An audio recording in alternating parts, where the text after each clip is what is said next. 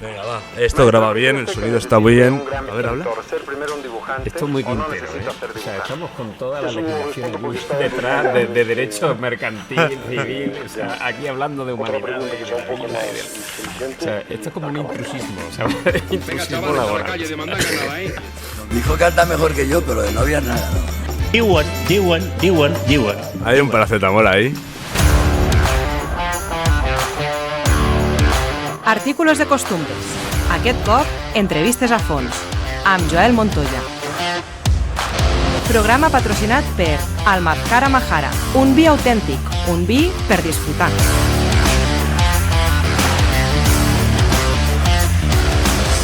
Em sembla que ens estan enredant.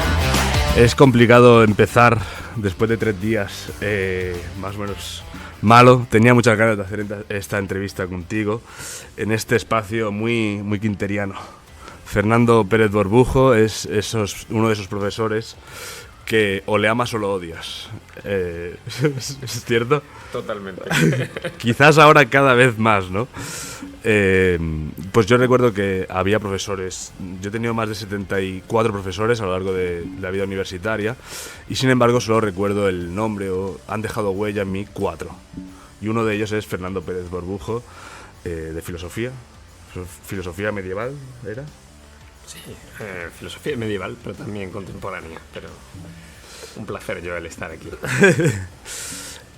Pues tú eras uno de esos profesores que los alumnos buscábamos ir a esas clases que tú dabas. Y entonces cuando empecé con el programa dije, hostia, este tío, voy a echarle un toque y me alegra que lo hayas hecho tan sencillo. Lo que te decía era que llevo 3 días malos, pero era muy difícil que yo no viniese aquí a hacer esta entrevista contigo. ¿Qué tal? ¿Cómo te va? Para mí es un placer y gracias por tus palabras. No sé si soy de esos 4 profesores, pero lo cierto es que normalmente cuando alguien impresiona a alguien es porque yo también fui impresionado por alguien. Y yo tuve de maestro a Eugenio Trías y realmente me pasó lo mismo que os ha pasado a vosotros, que ver a un pensador en vivo reflexionando allí delante, sin papeles, sin nada, era un espectáculo. También te digo que levantabas el mismo amor que odio, ¿eh? Sí, es que lo importante es no pasar indiferente por esta vida. Sí. Hoy por hoy, con las nuevas generaciones, ¿cómo lo llevas? Bueno, van cambiando. Me imagino que pasa como a todo, que uno nota cada vez más la brecha generacional. Pero la comunicación en el aula es excelente. ¿Bien? Sí. ¿Sí? ¿Estás contento? Sí. Siempre hay un grupo, ¿no? Un reducto. Un reducto de gente inquieta. Y como la filosofía es algo vocacional y que se lleva dentro, pues en realidad solo espera la ocasión para poder salir. Y siempre encuentra gente que motivada, con ganas de curiosidad intelectual, de leer, de meterse. Hay esperanza, ¿no? Sí, yo creo que... Cada vez menos. Yo no soy apocalíptico. Sé que los tiempos, desde hace 150 años, no hacemos otra cosa que hablar de apocalipsis, de crisis, que psicológica, que si política, que... Y tengo la sensación que después de 150 años ya no nos lo creemos esto del apocalipsis. O al menos debe ser un apocalipsis de tan larguísima duración que es mejor tomárselo con calma. Yo no soy negativo. No va con mi carácter ni tampoco con mi forma de ser. O sea que... Preparando esta entrevista y decía, ¿cuál es la primera pregunta que le harías a este hombre? Y se me ha ocurrido esta. ¿Cuál es el mayor portento o influencia de la filosofía para ti? Hombre, yo siempre en clase decía... El autor. Sí, siempre en clase os decía lo mismo porque me lo creo. Y es que los clásicos en cualquier disciplina son lo grande. Y en filosofía a lo mejor yo digo, no creo que haya más de 10 grandes. Si pasamos de Platón, Aristóteles, Kant, Hegel. El problema es que el diálogo con eso es un diálogo interesante, pero están muertos, ¿no? Hay muchos de los jóvenes o de los nuevos, o sea, es que si Sloterdijk, que si Byung-Chul Han, o sea, cada generación tiene su grupito, ¿no?, de filósofos de referencia.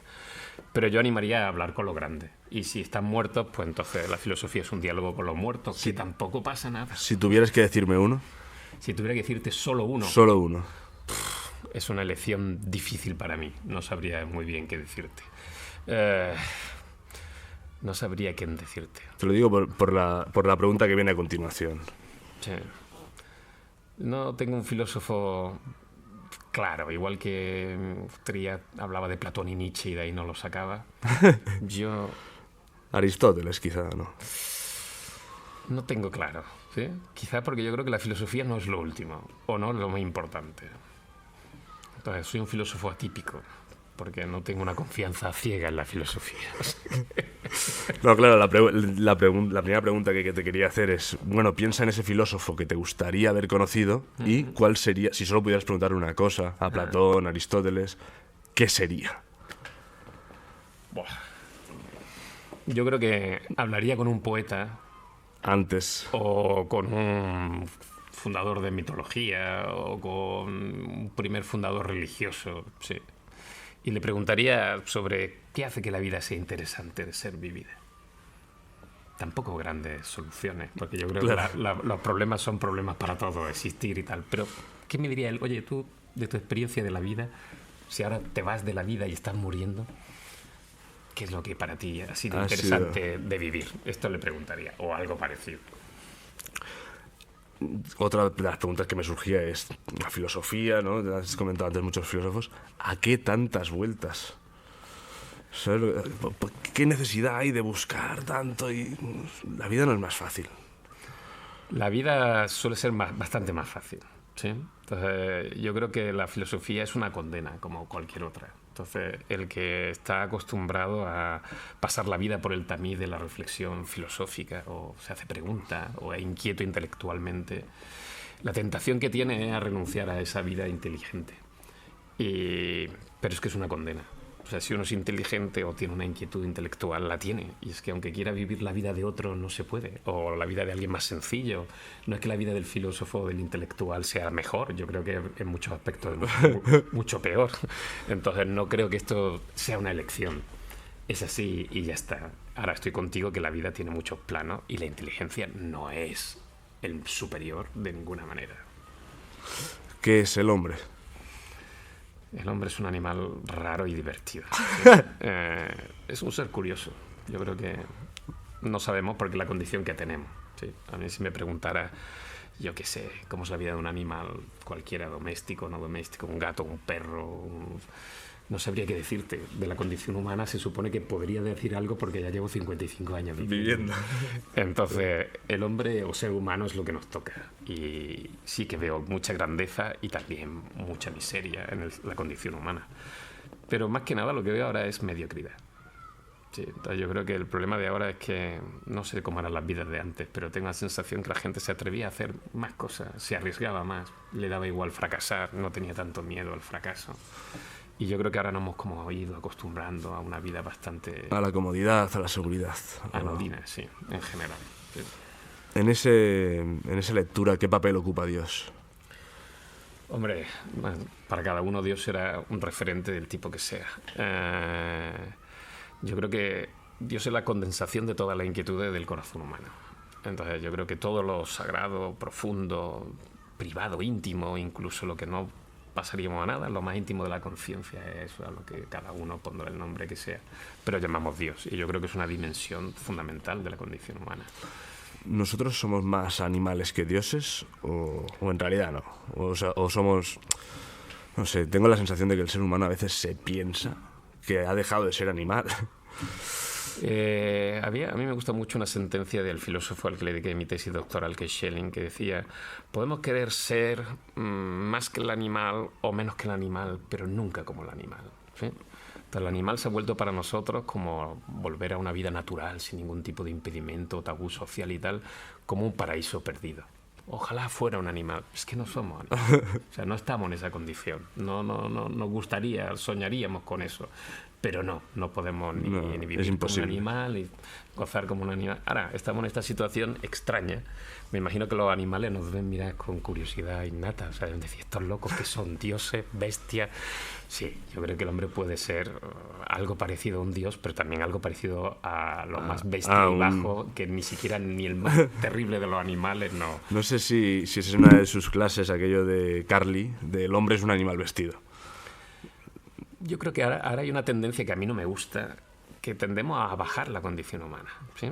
¿A bajarla en qué sentido? A rebajarla, o sea, en el sentido de que hemos dicho, siempre nos hemos puesto por encima de los animales, hemos querido ser el centro del orden natural y no sé qué, y no nos damos cuenta que somos una especie entre otras especies y que hacemos equilibrar. Y está bien recordar nuestra condición más animal. Yo creo que recordarlo, el cuerpo, la importancia. Pero hay como una especie de guerra contra lo humano, el humanismo, ¿sí? Una especie de... El hombre es... Bueno, el hombre será lo que sea, pero el único que se ha planteado crear una ética animal. El único que se plantea pensar en términos que no son de su especie. El único capaz de superar un egoísmo, digamos, natural de manera brutal. Entonces yo creo que el hombre tiene una dignidad, para mí, sigue siendo sublime. Y creo que le estamos maltratando de una manera absolutamente... ¿En qué sentido esto? Pues ¿Qué te en el refieres? sentido de que la condición humana, yo creo que para mí tiene algo de una nobleza impresionante. Es como un vestido de gala y lo estamos usando como un vestido de pordiosero. Entonces estamos maltratando la condición humana. Yo lo veo. Sí, cómo nos tratamos unos a otros, cómo nos relacionamos unos con otros, qué concepción tenemos unos de otros. Siempre pensamos mal, siempre pensamos en lo peor, siempre pensamos... Claro, dice, es que yo creo que hay como una especie de viciamiento sociocultural de los últimos 100 años, donde todo es... Nos estamos detestando, ¿no? Cada vez más. Sí, y eso hará más difícil la convivencia entre nosotros y hará imposible que la gente... Yo creo que estamos encegados en pensar y vivir el mal, ¿sí? Estamos tan viciados por la condición de maldad que yo creo que empieza a ser bueno pensar el bien. Sí, en esto yo no soy nada platónico ni idealista, pero creo que hay que empezar a pensar que el bien tiene un atractivo y que la condición de bondad del ser humano lo hace todavía más interesante, sin utopismo ni cosas raras, pero creo que estamos autoconvencidos de que somos malos y solo podemos ser malos, y esto nos hace malos, porque la creencia en el hombre es determinante. Entonces, lo que tú creas que puede o no puede hacer... Ya lo decían los antiguos, o sea, tú convence a un hombre de que puede llegar hasta aquí y llegará aquí, pero convéncele que solo puede llegar hasta aquí y se quedará mucho más abajo. Entonces, yo creo que la condición humana hay que aspirar a algo que te eleve. Yeah. ¿Sí? Pero yo creo que no. El arete, ¿no? Perdido. El arete griego, la virtud, ese deseo de perfección. La virtud griega y tal era como el justo medio, ¿no? Entre dos extremos. Estaba visto desde las pasiones. Está muy bien, ¿no? O sea, yo tengo un carácter y puedo tender más a la ira y tengo que corregir mi carácter. Yo puedo ser un perezoso, impenitente y me toca ser un poco diligente. Pero la virtud tenía el carácter de cumbre, ¿sí? Y en esto Aristóteles se toca con Nietzsche. O sea, cuanto más pide, cuanto más alto apunta, cuanto más arriba quiere llegar, pues mejor. Yo creo que este es el problema, que ya hemos olvidado aquella dimensión de excelencia y bondad que yo creo que forma parte de nuestra constitución, incluso con nuestra miseria. De búsqueda. El hecho de que a partir de Galileo, recuerdo esa frase, con Galileo se jodió el mundo, es decir, desde que no somos el centro, desde que somos una circunstancia de una bola dando vueltas a no sé cuántos kilómetros y tal. El hecho de perder a Dios, de perder el centro, de esa absoluta libertad en la nada, esto es lo que ha hecho también que nos echemos a la desgana o... En esto que estás diciendo, ¿sabes lo que te digo? ¿Cuánto daño ha hecho Galileo? Era la pregunta. O esa pérdida de sacralidad en nosotros Galileo mismos. es como un símbolo de una crisis, un cambio histórico, ¿no? Ya decía Ortega, en torno a Galileo. O sea, es como nosotros en la historia de filosofía. Descartes. ¿Pero por qué Descartes? No, o sea, que hemos cogido como... Son iconos. No es Galileo, pobre Galileo. No, Es como un cambio de paradigma, lo que dice de mentalidad. O sea, lo de Pico de la Mirándola. El hombre no tiene un centro fijo. No es como un astro que tiene una órbita definida. No tiene su lugar en el mundo. Yo creo que la libertad tiene dos dimensiones. La primera es que todos queremos, y yo creo que yo me considero liberal, no hay que renunciar. O sea, la libertad tiene algo de esta autonomía, de esta satisfacción que tiene el hombre de ser creador en el sentido máximo, ¿sí? De su vida, de su existencia. Y yo creo que eso está súper bien. O sea, creo que la lucha por la libertad no ha cedido. Entonces, se valora más la libertad desde que viene de cualquier tipo de esclavitud. Y conocemos muchas formas de esclavitud, o sea, desde los vicios hasta la esclavitud social, hasta la enajenación en el trabajo, Entonces yo creo que la lucha del hombre por la libertad siempre será. Ahora el problema es que la libertad, como decía Isaiah Berlin, es libertad negativa, libertad pero sobre todo es libertad positiva, libertad ¿para qué?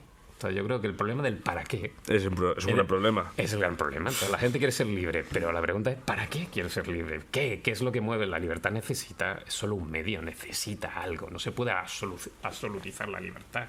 La libertad tiene que tener un referente, un marco, un proyecto. Entonces, yo creo que en esto todos los filósofos de todos los tiempos están de acuerdo. Pero ahora la gente solo... Yo quiero la libertad como valor máximo. Yeah. Sí, pero ¿para qué la quiere? Exacto. También hay un punto de por ejemplo, antes hablabas de Ortega, el tema de que no tenemos proyectos, de que no hay un proyecto común, de que no hay una perspectiva, un horizonte, digamos, esperanzador. Entonces, la libertad, y nos da la libertad, y ¿qué vamos? Pues a la taberna y a las mujeres. Bueno, mientras vayamos a la taberna y las mujeres, las cosas van relativamente bien, porque esto es es una constante de la condición humana. Yo estoy de acuerdo contigo, y es que yo creo que hay un problema generacional, ¿sí? Somos una sociedad, la europea, del estado del bienestar, que es una sociedad fundamentalmente geriátrica, ¿sí? Nos hemos dedicado a alargar la vida, como dice Ham, solo por el plurito de alargar la vida, mantener la salud. Ahí llegamos a los 90, a los 100... ¿sí? Y entonces hemos transmitido a la juventud una especie de que su único objetivo es mantener este mundo geriátrico, ¿no? Yo creo que la juventud siempre ha sido la revolucionaria, la reivindicativa, la que regenera el tejido social y que es como la sangre nueva. Y pareciera que la juventud de hoy cree que su proyecto ya está marcado por las generaciones mayores. Y yo creo que no, que cada generación que inicia una nueva proyecto. Entonces la sociedad será lo que la generación de ahora, de 30, diga que será. Entonces, lo peor que hemos hecho es pasar la idea de que no pueden hacer nada, que el mundo está tan estatuido que no hay nada que se pueda cambiar. Yo creo que otras generaciones jóvenes no tenían esta idea, tenían la idea de que el mundo estaba en sus manos y que ellos podían modificarlo.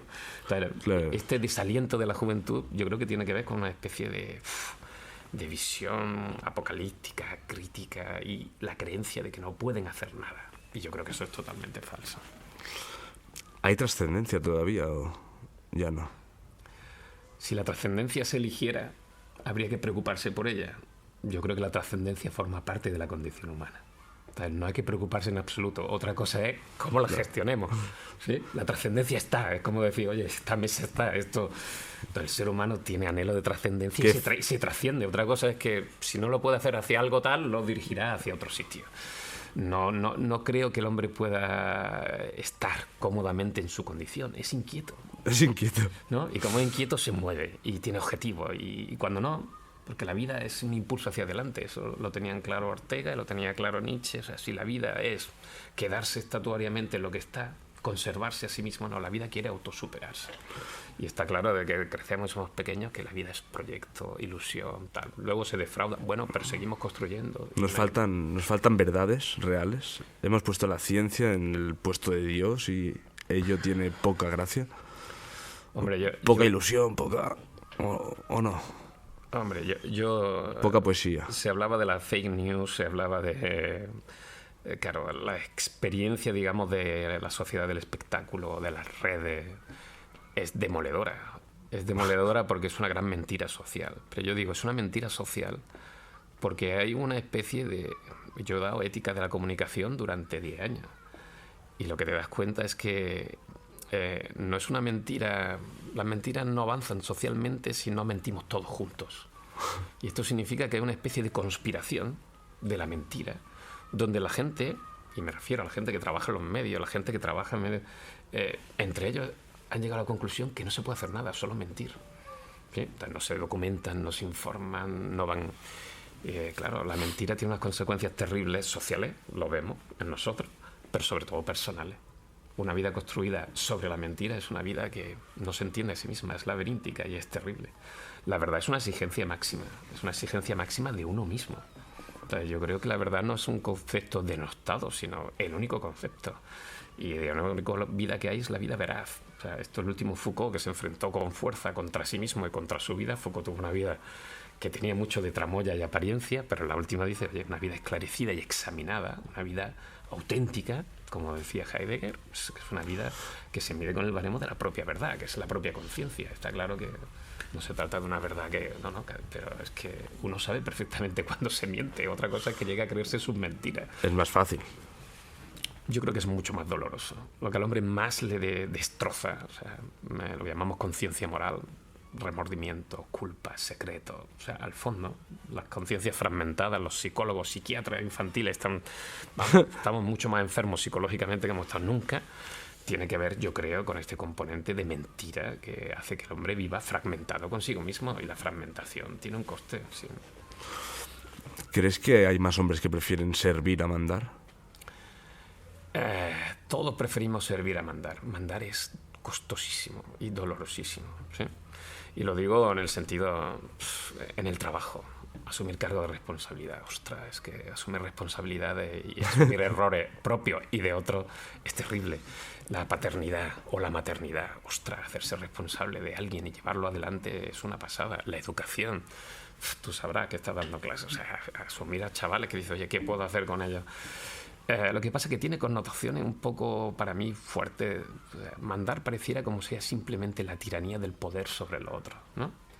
Y yo creo que mandar, en el fondo, es servir.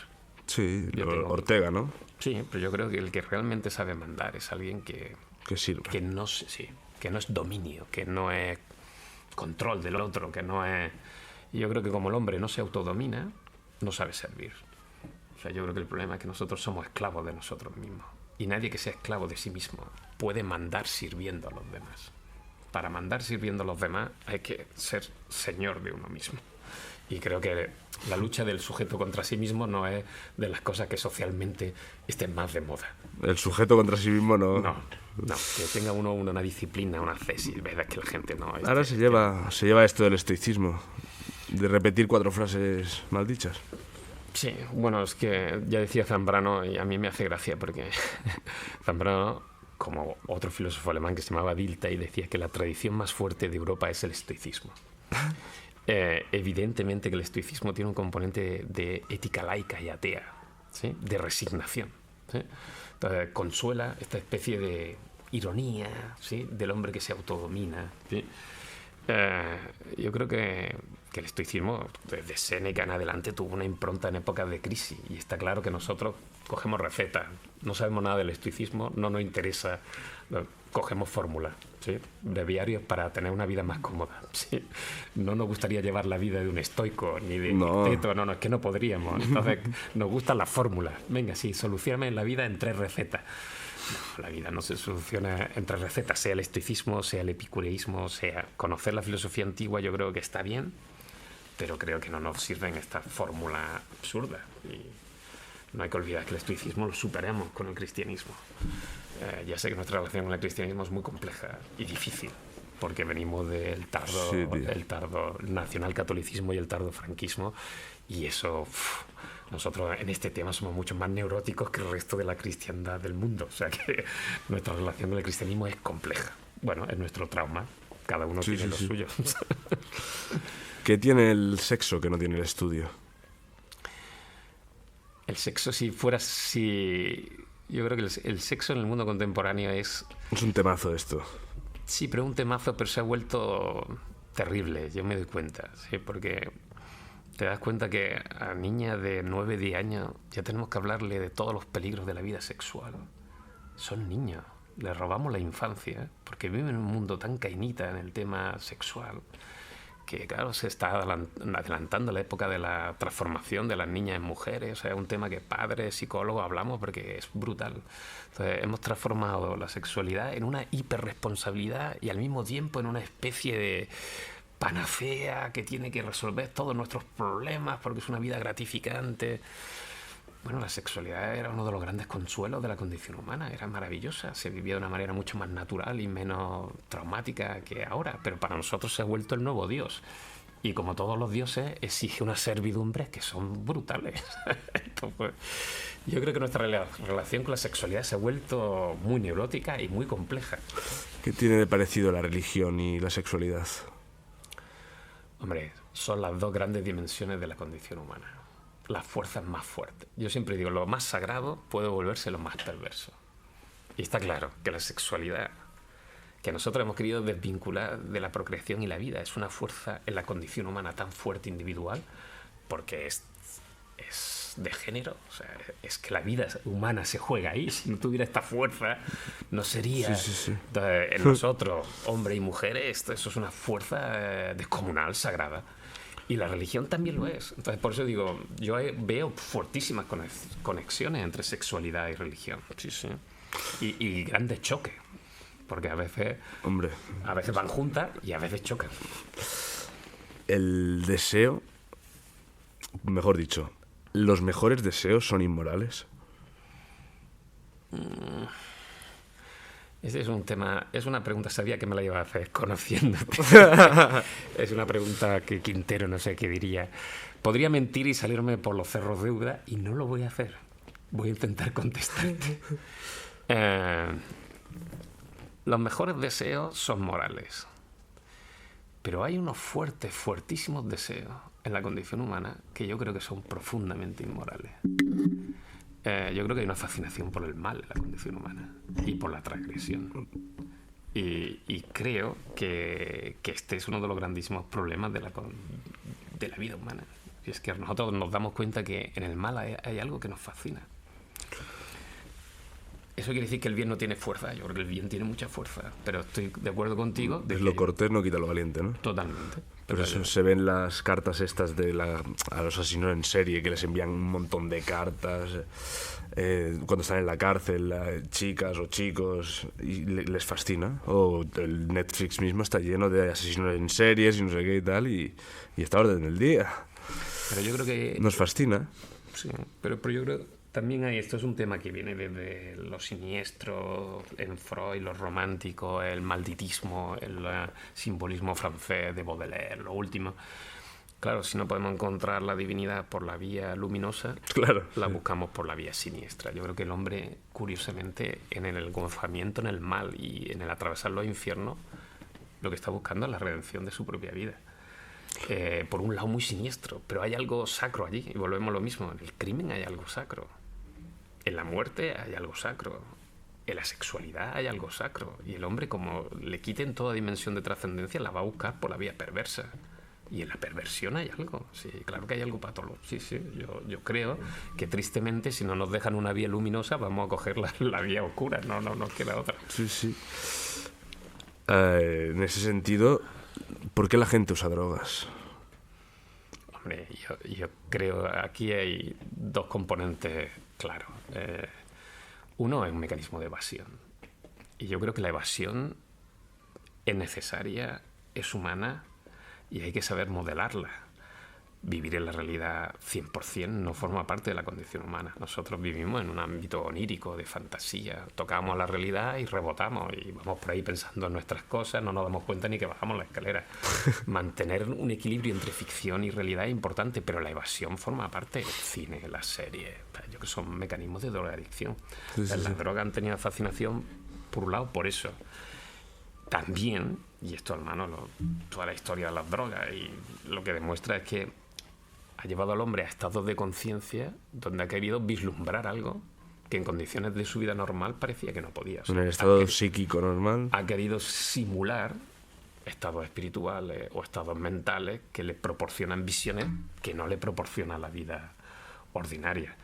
Está claro que la drogadicción produce unos efectos letales en la condición humana. O sea, yo esto lo he podido vivir en primera persona. Yo cuando estaba en Andalucía, o sea, la zona de tránsito de toda la droga que viene desde Colombia, México, Marruecos, y allí se quedaban todos los camellos enganchados. La heroína en nuestra época era la cocaína para los tal, pero es que, claro, es que eran simulacros de seres humanos ambulantes. O sea, es que la degradación, o sea, yo creo que no nos damos cuenta que determinados tipos de drogadicción generan unas dependencias que el hombre lo destruye, no tiene capacidad. O sea, sí, destruye su capacidad mental, psíquica, afectiva, emocional. Se han de usar con moderación. El problema es si ojalá, si uno pudiera decir usar con, significa que uno controla. Y yo creo que la drogadicción uno llega por una adicción que quiere generar un estado de placer en un ámbito de dolor. Y sabemos por la gente que tiene dolores que la drogadicción no se usa, sino que te usa. porque no la controla. El que tiene un dolor terrible no le dé un calmante ni... Sí. La gente que muere en los hospitales, o sea, los matamos, o sea, vamos a decirlo con tal. Yo creo que de las drogas más demandadas hoy por hoy es la morfina. Sí. Y la gente, sabemos que con dosis de morfina pues se puede hasta predecir el momento en que la gente fallecerá y cesará. Y en los hospitales ya te lo dicen, mañana a las 3, mañana a las 3. Sí, entonces lo que quiero decir con esto es que este es un tema y somos una sociedad de la drogadicción. Porque somos una sociedad de la evasión. O sea que eso Claro. Cuando pensamos en drogadicción, pensamos en drogas solo y realmente... es un ámbito mucho más complejo. En ese sentido, madurar es desengañarse y coger este tipo de evasiones y... A un hombre de 55 años no se le puede hacer esta pregunta. Porque, como decía el Quijote, que es un símbolo para los filósofos españoles, claro, el Quijote despierta la realidad, se desengaña de su sueño idealista y de su tal con 55 años. Y Ortega decía, cuando el hombre descubre que su existencia es una cárcel de 2x3, ya conoce todos los límites de su cárcel, los muros y tal, solo 50 años. Está claro que madurar tiene un punto de desvelamiento de una verdad terrible sobre la condición humana. Y está claro que hay un proceso de desengaño. Madurar es desengañarse. Pero yo creo que el que madura correctamente, junto con el desengaño, que forma parte de... Sí, descubre otras cosas que no veía. Pequeñas verdades, que a lo mejor no son grandes verdades, que hacen que la vida todavía sea mucho más interesante que antes. Esto no se lo puede decir a alguien joven, porque alguien joven está en su fase de idealización. De grandes ideas. Y se desengaña a lo brutal. Son altibajos, ¿no? Pasamos de la alegría y la exaltación a la tristeza y el horror. ¿Sí, no? O sea, todo es dramatismo, ¿no? O sea, el amor se vive dramáticamente. Todo es súper dramático. A partir de los 50 la cosa va más, yo creo que va más estable. Serenamente. El único problema es que cuando uno empieza ya a reconciliarse con el mundo, con la gente, con su carácter, porque que el hombre haga las paces consigo mismo es casi lo más difícil, cuando ya empieza a aceptarse como es, a saber cuáles son sus defectos, sus virtudes, a tomarse y reírse un poco de sí mismo, que el arte de reírse de uno mismo es complicado. El problema es que cuando uno ya empieza a amar la vida como tiene que ser amada, le indican el camino de salida. Pues, lo bueno es que cuando maduras que la vida va en serio, uno se da cuenta tarde. Sí, exacto. Pero te entra una maravillosa nostalgia, porque amas al mundo mucho más y la muerte te duele mucho más, porque desprenderse de las cosas ordinarias para la gente, la luz, los pequeños placeres de la vida, sentirse vivo, caminar, respirar, eso que no le damos ningún valor porque te parece, oye, una mierda. Sí. Pues a partir de una determinada edad donde la salud ya empieza a resquebrajarse y cuando ya tiene una madurez mental y de experiencia, es una cosa maravillosa, es un canto elegiaco y todavía te sabe peor morirte. ¿Esa serenidad es la diferencia entre el hombre sabio y el hombre inteligente? Hombre, yo creo que inteligencia hay mucha, ¿sí? Yo creo que hay muchos tipos de inteligencia. Gente que tiene una capacidad extractiva maravillosa, gente de cálculo estupendo, gente que tiene una sensibilidad poética alucinante, gente que tiene una sensibilidad artística. No me gusta la palabra inteligencia, ¿sí? Porque pareciera que todos tenemos que tener una única inteligencia. Eso me pone nervioso. Sabiduría para mí tiene más componentes. Alguien que sabe o que tiene la capacidad de transmitir con un lenguaje claro y sencillo a todo el mundo, a los inteligentes, a los medios, a los sencillos. O sea, sabiduría y sencillez para mí son algo parecido, y que alguien es capaz de destilar una experiencia de vida sabiamente, es que sabe transmitirla con palabras sencillas que pueden llegar a cualquier persona. Yo cuando veo a alguien muy teórico, muy tal, que es incapaz, no le entiende, no sabe qué te está diciendo, no le puedes seguir, para mí no es un hombre sabio. Un hombre sabio es un comunicador nato, es alguien con una capacidad de sintetizar la vida en fórmulas claras y sencillas y llegaderas. Y no dar demasiadas vueltas, ¿no? No, yo creo que la vida es lo importante, es sencilla. Ahora, tú llevas mucho tiempo en la educación, en la universidad. ¿La universidad ha perdido ese componente universal, ese espacio de encuentro, y se ha convertido en un trámite para un título? Yo no diría que es un trámite para un título. Me sabe mal hacer esta pregunta. No, estoy totalmente de acuerdo. Yo la abandoné en tercero Sí. Y tuve que marcharme a Granada, vivir, leer, ir por mi cuenta y volver, porque me había desencantado con los 3 primeros años de carrera, de decir, pensaba que sería, bueno, unas conversaciones de la hostia y era la misma frivolidad, la misma estupidez.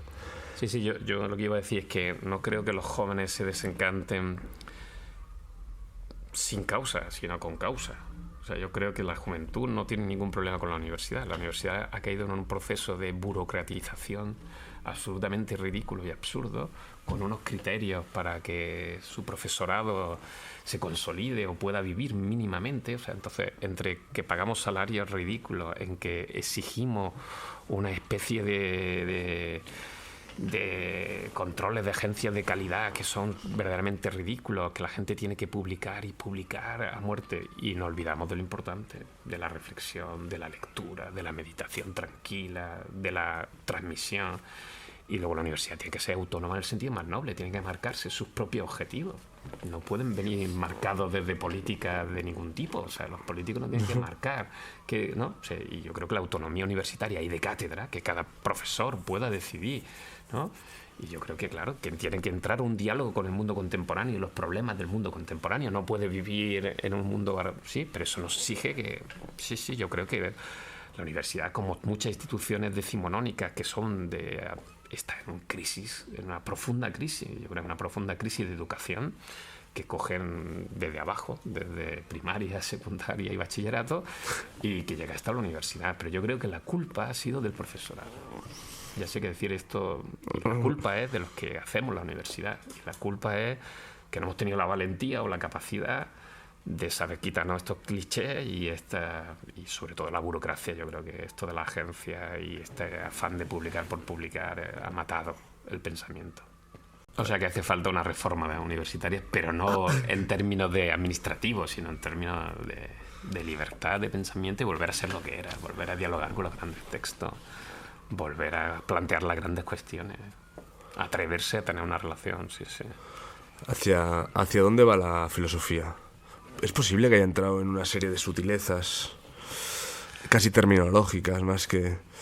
No lo sé. No sé si es que me hago viejo o me hago más gilipollas, una de las dos. Pero cada vez conecto menos con los problemas o los temas que plantea la filosofía últimamente. O sea, la filosofía yo creo que tiene no sé, por simplificar, pero un doble peligro. Uno es caer en manuales de autoayuda que son de un cutrerío absolutamente impresentable, ¿no? Si lo escribieras te iría mejor, Fernando. Haría más dinero si lo escribieras. No, pero creo que no. Escribir ya es perder el tiempo. O sea, sí, hay cosas mucho más importantes que hacer. O sea, yo creo que esta obsesión de pedirle cosas prácticas de autoayuda, cuando estos son, antes había una sabiduría de padre a hijo, o sea, la filosofía tenía unos campos muchísimo más acotados. Y luego el otro grandísimo peligro que tiene es que son las modas. O sea, cada generación joven quiere tener lo suyo y quiere marcarse respecto a la anterior. Entonces, crear campo es normal, que si la inteligencia artificial, que si la reflexión de las máquinas, que si la ecología, que si el animalismo, que si el transgénero, que si... Entonces, claro, la filosofía se ha ido fragmentando en miles de trocitos, filosofía de filosofía. Claro que hay que pensar los retos contemporáneos, pero hay un componente de filosofía perenne. O sea, hay un componente de que los problemas de la condición humana son los mismos en distintas modalidades. Hoy, eso no significa que la filosofía quede inmovilizada, pero que las grandes preguntas siguen estando ahí. Son las mismas. Y que tenemos que darle respuestas nuevas. Entonces, claro que no podemos dar las mismas respuestas. Si queremos dar las respuestas de un griego, sería de loco. Pero que hay grandes preguntas y que hay algo que destilar de ahí, igual que de la tragedia, igual que del Renacimiento, y que nosotros debemos conocer. Sí, yo creo que, claro, la historia ha sido gran educadora de la humanidad y debe seguir siéndola, pero yo creo que eso, no caer en esta fragmentación que veo, donde la gente joven yo solo sé de esto, y no tiene ninguna visión de conjunto ni un sistema. Poco de la barbarie del especialismo, ¿no? Casi. Totalmente. Casi. Sí, y ignorar las grandes cuestiones como si no estuvieran ahí, que son existenciales. Yo creo que el existencialismo es una filosofía eterna. Porque todo ser que viene a este mundo se encuentra con problemas que tiene que atacar y tiene que abordar. Y yo creo que las preguntas siguen siendo las mismas. O sea, sí. Con otro ropaje, todo vuelve a aparecer. El conflicto de la mente con el cuerpo, otra vez. Es la filosofía del cuerpo, de la naturaleza con tal, otra vez. De la técnica y la cultura contra no sé qué, otra vez. Entonces creemos que inventamos, pero bueno, inventamos en distinto. Bueno, en lo tecnológico, lo científico, inventamos, pero las grandes cuestiones son las mismas. Yo creo que sí. No quiero decir que no haya avances, pero yo creo que hay avances en la respuesta, hay avances en los planteamientos, pero bueno, ni eso, ni caer en la autoayuda total. Pero esto siempre es porque el hombre se desordena. ¿Sí? Si murió la religión, hicimos de la filosofía religión. Lo del 18 y 19 dijeron que el arte era la religión. Claro, ya no tenían religión, pues entonces le tenemos que pedir a la belleza, le tenemos que pedir que nos dé las soluciones a toda la vida. Y que Oye, no, mira, está muy bien cuando el arte y la belleza son una cosa. La religión es otra, la filosofía es otra, la ciencia es otra. O sea, yo creo que el hombre necesita que cada cosa esté parcelada en su sitio y no, porque cuando matamos una y la cargamos, el arte con la sobreexigencia de ser sagrada. No, mira, acabó siendo de andar por casa. No podemos. Entonces no podemos suprimir una dimensión del humano y sustituirla con otra. No funciona así. Bueno, cada uno que haga lo que quiera, pero mi experiencia es que no funciona. No se lee porque no se escribe y no se escribe porque no se lee. ¿Cómo ves la literatura actual o el mundo de las editoriales? ¿Hay lectores? ¿No hay lectores? ¿Hay gente que lee pero que no sabe que lee? Yo creo que el problema es cuando planteamos dicotomías muy fuertes. Yeah. O sea, socialmente yo lo entiendo. O sea, es que lo digo porque yo soy un gran lector. Pero a mí me encanta el cine, me encantan las series, me encantan todos los medios nuevos. Entonces, claro, decía la gente, no, es que la gente ve pero no lee. Digo, pues yo veo y leo. Y me encanta la música, todo tipo de música me gusta y escucharla.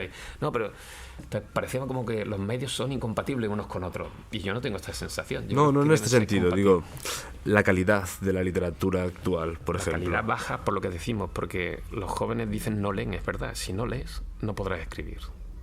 Y si no escribes, no tendrás amor por la literatura escrita. O sea, yo estoy de acuerdo contigo. Esto es un círculo que se muerde la cola.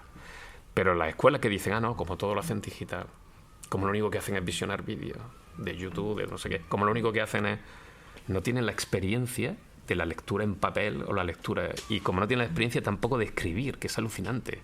Porque claro, la gente joven no memoriza porque no escribe. Y cuando de pronto escribe dice, oye, esto se me ha quedado en la cabeza, ya no se me olvida nunca más, ¿no? Porque están acostumbrados a pasar de un formato a otro. Entonces, es verdad que esto produce, pero yo creo que el ser humano tiene la capacidad adaptativa suficiente para mantener todos los medios sin tener que renunciar a ninguno. Ahora, yo creo que la lectura es uno de los placeres que queda para siempre. O sea, la vida de uno se multiplica por 1000 cuando puede acceder al ámbito de la lectura. O sea, del analfabetismo aquí, enseñar a leer a un niño es abrirle un mundo increíble. Y yo veo cómo leen y su avidez es por la historia, no es problema del formato. Sí. Sobre qué escribe y de qué manera escribe. Y yo creo que no ha mermado la escritura ni el amor al papel y a la escritura. Es mentira. O sea, leemos más que nunca, se producen miles de libros, se escriben millones de historias. El problema quizás es que hay tanto que no podemos. Pero ya hace mucho tiempo que... ¿Y respecto a la calidad, tienes alguna opinión? Si se hace mucho, normalmente la calidad puede bajar. La democratización del talento ha sido siempre aristocrático, o sea, no democrático. Sí, pero es una verdad complicada. Los genios son genios para mí. No se eligen. Se llega a serlo si el genio se pone a ello con mucho trabajo. ¿Sí? Eso siempre será así. O sea, el que tiene talento, un talento excepcional, o sea, tú lo ves. Yo veo... Esa niña coge el violín, es una máquina. Los profesores que enseñan, que llevan 25 años, 30 años, dicen, joder, pero si es que yo llevo aquí dándole, ¿sabes?, a la disciplina. El que tiene un talento y lo trabaja, entonces el problema es que generemos una sociedad que a la gente con talento le favorezca que puedan trabajar su talento. Saldrán máquinas, que son los que crearán obras inmortales, fenomenal. Pero y hemos llegado a unos niveles de educación y de excelencia que permite que haya una clase media de talentos medios que producen cosas que si los dejas están bien. Claro que producimos tanto que hay mucha morralla, claro. Hay cosas indesechables. Bueno, querríamos que la editorial... sí, pero volvemos otra vez a la mentira. O sea, a ti solo te interesa vender, pero no te interesa la calidad de lo que vende. Pero hombre, si encontráramos un equilibrio entre calidad, ¿no? y tal, somos tan selectos pero en general salen muchas más cosas que salían en mi época. Se cultivan muchos más géneros. Los que veníamos del ostracismo, que había 3 cosas donde elegir, 3 cómics, 3 libros, pues no os dais cuenta de que esta inmensa oferta Es buena. es buena en términos generales, pero claro, salvaría un 10%. Bueno, pues ya está, un 10%. A mí me gustaría que fuéramos más selectos. Sí, de acuerdo. Pero eso ya depende de muchos más criterios. Pero Tenemos que ir acabando ya.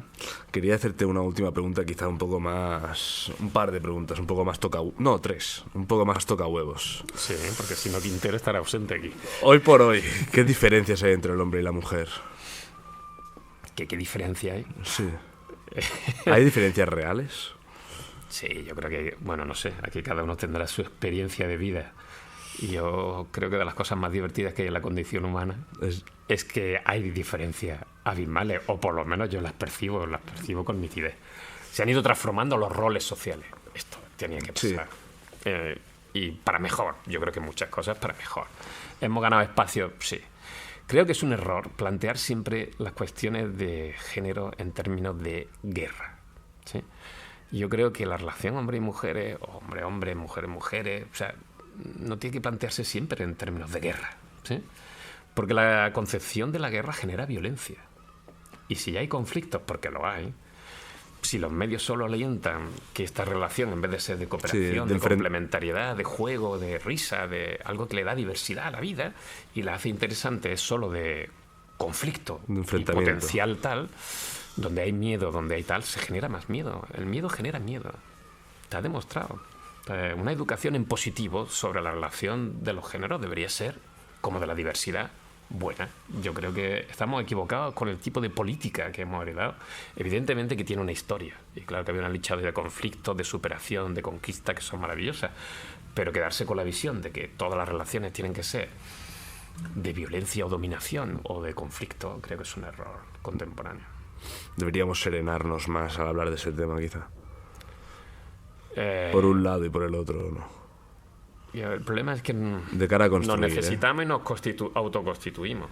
Y esto significa que cuando cambia el rol de uno, cambia el rol del otro. Somos como un espejo, ¿sí? Entonces yo creo que habría que tomarse esta cosa de manera más relajada. Sí. Porque en realidad los cambios se van a producir. O sea, si cambia la imagen de uno, cambia la imagen de otro. Es imposible que los hombres de ahora sean como los hombres de antes, porque las mujeres de ahora no son como las mujeres de antes. Entonces, esto es un hecho. Ahora, ¿dónde encontremos los equilibrios y para mí, pero esto ya, yo creo que esto de las relaciones más gozosas que hace que la vida humana sea más gozosa es esto. Lo que para la gente es un conflicto, para mí es una fuente de riqueza y de gozo, pero de gozo perpetuo. O sea que, no sé, yo no lo veo. Bueno, la gente quiere creer que todo es conflicto. Yo deseo creer que no todo es conflicto, aunque no soy ignorante, sé qué diferencia hay y tal. Pero no se pueden reducir tampoco a igualdad. Eso ya los movimientos feministas lo dieron claro. Ya la tercera ola dijo, oye, nosotros reivindicamos la igualdad en un plano que no tiene que ver con lo que vosotros decís, no somos iguales. Claro. Para mí es una evidencia que no somos iguales. Sí, sí. ¿Quién es más infiel? ¿El hombre o la mujer? El hombre de aquí a Copenhague. No sé si Copenhague es un sitio correcto, pero no lo decía con ninguna intención. Creo que la mujer tiene una capacidad de aguante y de tal. Las mujeres son la base de toda sociedad y de toda vida humana. Tienen su destino biológico totalmente marcado, para bien nuestro. Entonces, dependemos 100% de lo que la mujer haga, en todos los ámbitos, personal, laboral, doméstico. Son mucho más duras, mucho más fuertes, maduran mucho antes que nosotros. Si son fieles hasta el infinito, si son tópicos, o pueden parecer tópicos, pero yo creo que la sociedad no se mantendría si el elemento femenino no estuviera ahí dándole su consistencia. Creo que el hombre tiene muchas virtudes, el varón, pero ha cambiado también, ¿eh? Yo creo que los hombres de ahora no son como los hombres de antes. Pero esto tendrían que decirlo ellas. Yo no soy quien, porque soy parte implicada. Pero yo creo que también los hombres de ahora han cambiado respecto a los hombres del pasado. Lo que dices... A mí me gusta más el mundo contemporáneo que el mundo pasado. Sí. Lo que dices me recuerda al prólogo de La tía Tula. De Unamuno, creo que es, sí. ¿No? Que habla de que la mujer vive ¿no? Hacia la domus, y el hombre es un poco cainita, hacia afuera, hacia los estados, hacia la guerra, y cómo realmente lo que sostiene las familias, lo que sostiene la casa, los pueblos, es la domus, es lo doméstico, respecto a ese de esto cainita. La sororidad respecto al cainitismo. Sí, pero yo creo que los hombres hemos ganado. O sea, que si hemos entrado en ese domus y compartimos. Sí. Y la comunicación padre-hijo se ha modificado sustancialmente, porque antes era inexistente. Si se dedicaban al mundo laboral, no los veían ni por casualidad.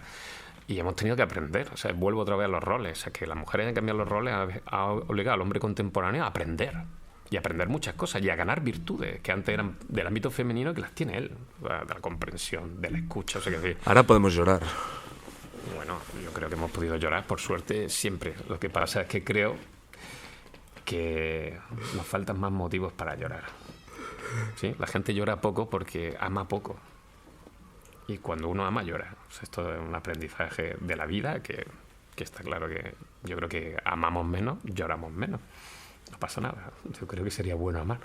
Entonces, amar siempre produce lágrimas. ¿Qué es lo mejor que se puede hacer con la vida? Lo mejor que se puede hacer con la vida es vivirla, sin ninguna duda. Lo mejor que uno pueda y sin preocuparse. Yo creo que de las herencias malas que hemos tenido es que siempre estamos preocupados por el error, por fracasar, por no llegar a conseguir lo que nos hemos propuesto. O sea, tenemos una hiperresponsabilidad en el peor sentido de la palabra. No solicitada por nadie tampoco. No sé por qué, una autoexigencia tal. Luego, para las cosas importantes no somos responsables ni maduros, pero nos planteamos siempre la vida como algo externo que hay que modelar y construir, y le ponemos, mi vida tiene que ser, tengo que llegar a ser. Yo creo que la vida es una cosa mucho más sencilla. La vida lo que hay que hacer es vivirla lo mejor que uno pueda y según las fases, porque esta es otra cosa que yo creo que hay que aprender, que los romanos nos enseñaron, y luego la edad es del hombre, ¿sí? Entonces, la infancia, la juventud, la madurez, la vejez. Entonces, no podemos querer ser más maduros, o sea, no podemos ser niños de 9 años con cabezas de 60, ni gente, no. Cada época de la vida te ofrece algo y tienes que vivirlo en ese momento, como sepa. Y seguramente cometeremos errores. Y la juventud hay que pasarla, y hay que pasar, y hay que hacer lo que toca. O sea, yo creo que hay que vivir cada época de la vida en lo que toca. Y la vida es orgánica, y hay que vivirla orgánicamente, no a tirones. No, ahora construimos todo artificialmente. No. El desarrollo de la persona humana exige un desarrollo orgánico, y eso exige ser niño cuando toca ser niño. O sea, y dar una sociedad que respete los ritmos, que no los respetamos, ni naturales, ni del cuerpo, y sabemos que estamos en una sociedad que rompe toda la sincronía. Hombre, claro. Ortega hablaba sobre que había épocas de viejos y épocas de jóvenes. Esta es una época claramente de jóvenes. Sí. Me refiero a que ves a mujeres y hombres de 40, 50, 60 años como si tuviesen... pero porque no se adaptan a su época. Correcto. Porque quieren vivir... Yo tengo 60 años, no quiero ser un joven de 30. Es que no quiero, pero no quiero ni físicamente ni externamente. Quiero envejecer. Sí, ya estamos aprendiendo que si soy una mujer de 50 años, soy una mujer. O sea, las mujeres de mi generación, pues, oye, y no tengo que ser una señora de 30 años. Ni falta que hace. Y cuando tenga 60 haré el ridículo si quiero ser una señora de 19. Y los de 70 que están...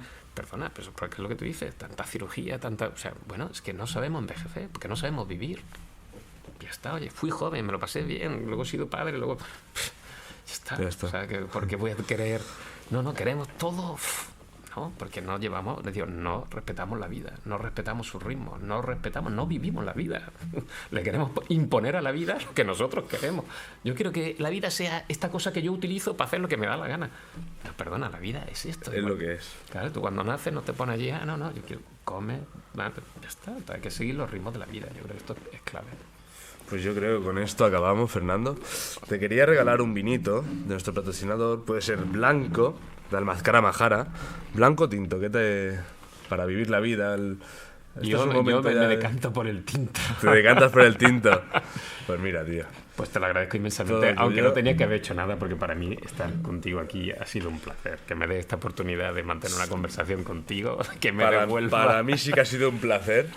Y hostia, tío, me sabe mal porque he estado enfermo estos días. Lo sé, y te lo agradezco. Pero Un esfuerzo doble, pero las preguntas me han parecido súper interesantes. Espero que al público también le parezca interesante. Se me ha quedado una. Sí. ¿El sexo y la muerte se dan la mano? Yo creo que el sexo y la muerte son la misma cosa. Y lo digo de verdad, porque sé que me estás preguntando por qué eres tánato. Yo creo que la sexualidad es tan importante para nosotros porque siempre está en el horizonte de la muerte. La vida solo se afirma con la muerte y en la muerte. Y está claro que lo sabemos. O sea, cuando uno acude a un fallecimiento de un ser querido y tal, la sexualidad, que parece que no toca, en el momento que no toca, toca más, porque uno necesita sentirse vivo. Entonces, la sexualidad no nos atraería nada si fuéramos inmortales. Es mi opinión, pero esto tú debes saber mucho más que yo.